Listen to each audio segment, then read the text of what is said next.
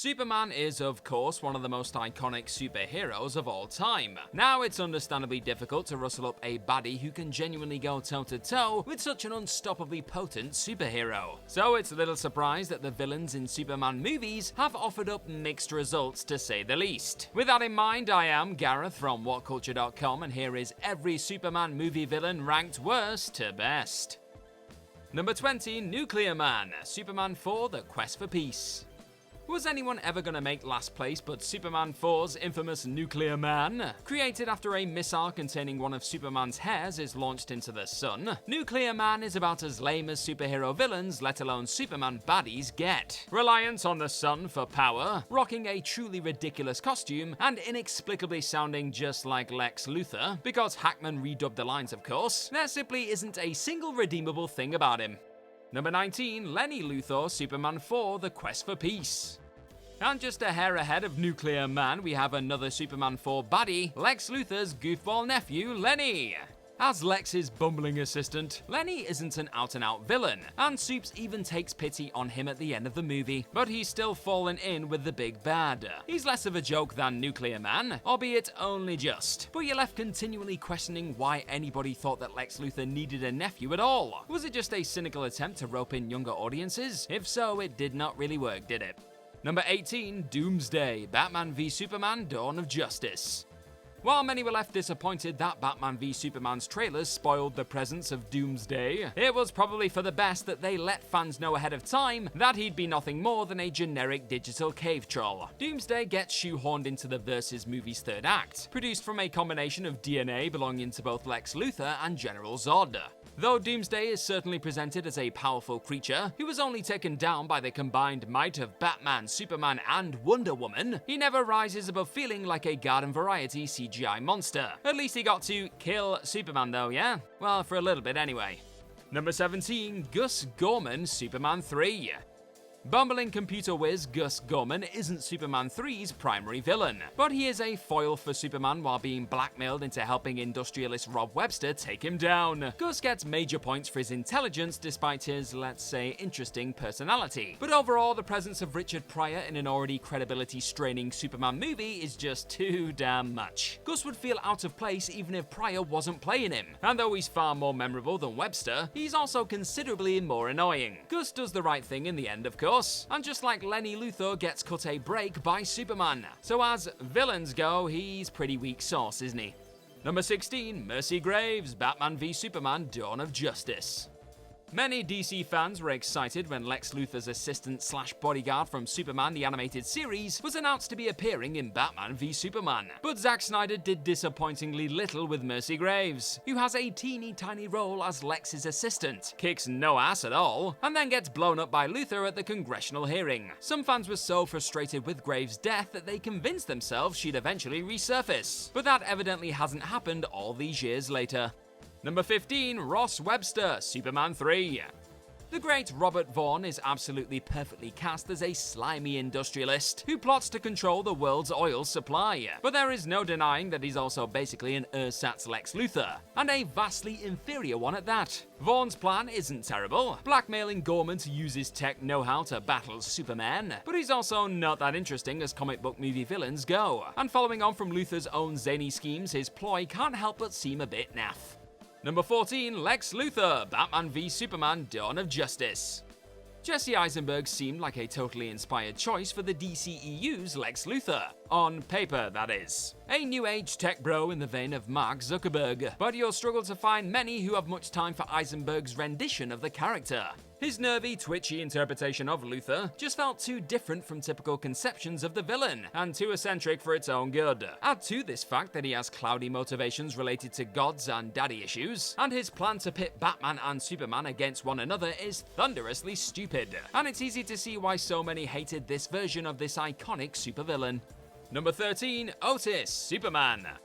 Of all the bumbling henchmen in the Superman franchise, a lot of fans have a special place in their hearts for Lex Luthor's original lackey, Otis. Sure, he's dumb as a brick and goofy as all hell, but between the genuinely funny writing and Ned Beatty's charmingly dopey performance, there's actually a lot to like here. Who among us can think of Otis and not immediately say to ourselves, Mr. Luthor? Nobody, that is who.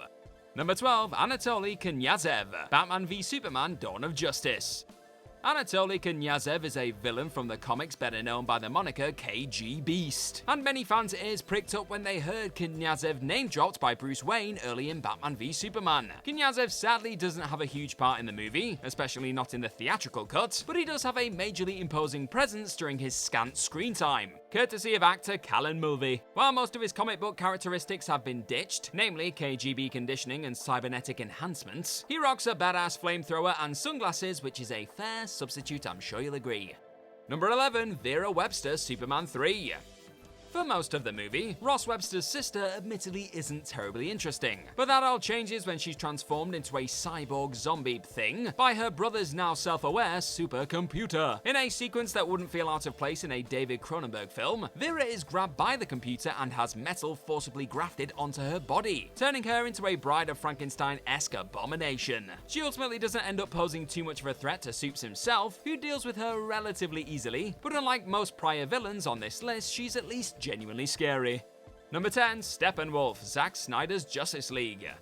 Had Zack Snyder never had the opportunity to release his own cut of Justice League, Steppenwolf would be much lower down on this list. In the original Whedon cut of the movie, Steppenwolf was a generic CGI beastie and little else, but the Snyder cut expanded his role and motivations considerably. Surprisingly, Snyder's version of the movie painted Steppenwolf as a desperate, pathetic character, existing in the shadow of his more powerful nephew, Darkseid. He's still not a great villain by any means, but he's got way more personality and feels less like a perfunctory bad guy than he does in the Whedon cut. Number 9, Kitty Kowalski, Superman Returns. In Superman Returns, Kitty Kowalski is basically Bryan Singer's not remotely subtle stand-in for Richard Donner's Eve Tessmacher, Lex's henchwoman who similarly has a crisis of conscience when Lex enacts his insane plan to grow a new landmass in the northern Atlantic Ocean. A lot of the credit here goes to the great Parker Posey, who takes her so-so character and imbues her with a uniquely amusing, quirky personality. Deeply sarcastic even while clearly harboring a certain fondness for the Man of Steel, Posey's Kitty is a lot of fun even if, like most all of Luthor's lackeys, she is not exactly super effective or faithful for that matter. Number 8, Lex Luthor, Superman Returns. If following Gene Hackman's lead as Lex Luthor was an unenviable task for any actor, Kevin Spacey was an absolutely note-perfect choice to succeed him. And for all of Superman Returns' many problems, Spacey is at least a lot of fun as this comically psychotic, wildly over-the-top Luthor. Sure, he's basically just doing a Gene Hackman impression for large stretches of the movie, but Spacey's Luthor has also got genuinely unnerving screen presence.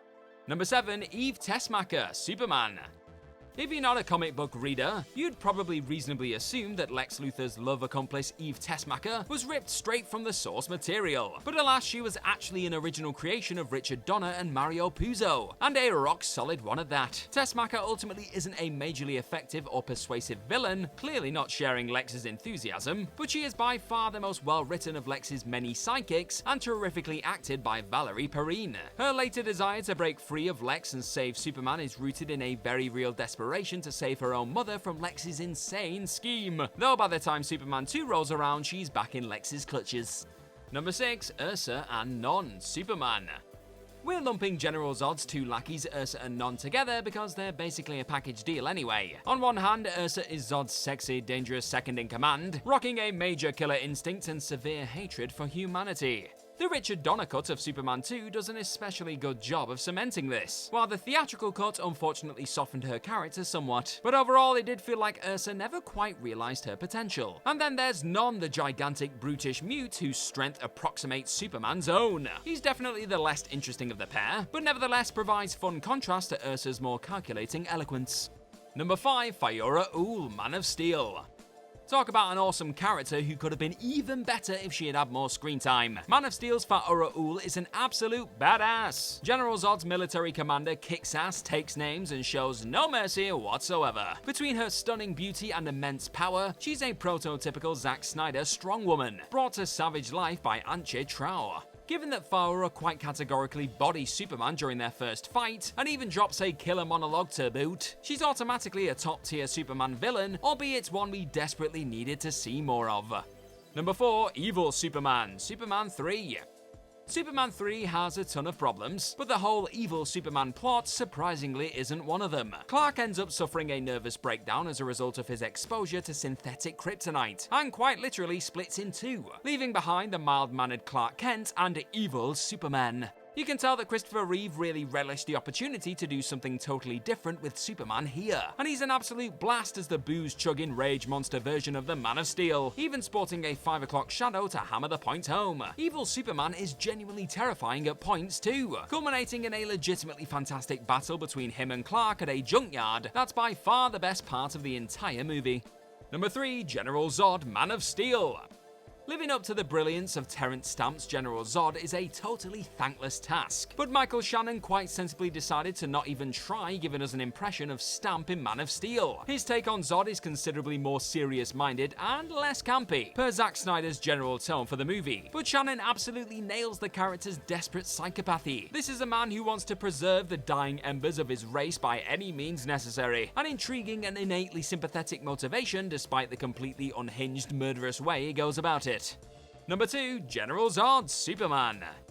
As great as Michael Shannon is, there's just no beating Terrence Stamp's original big screen portrayal of Zod in Richard Donner's 2 Superman films. Stamp gives a mesmerizing performance as Zod, alternating between icy cool and indignant rage as a scene requires, but maintaining a ferocious distaste for humanity in every which moment. Despite his intimidating persona, he is also a surprisingly funny character at times. Plus, who else on this list managed to breach the White House and make the President of the United States kneel before him? He's a rare villain who achieves a winning mix of playful and terrifying.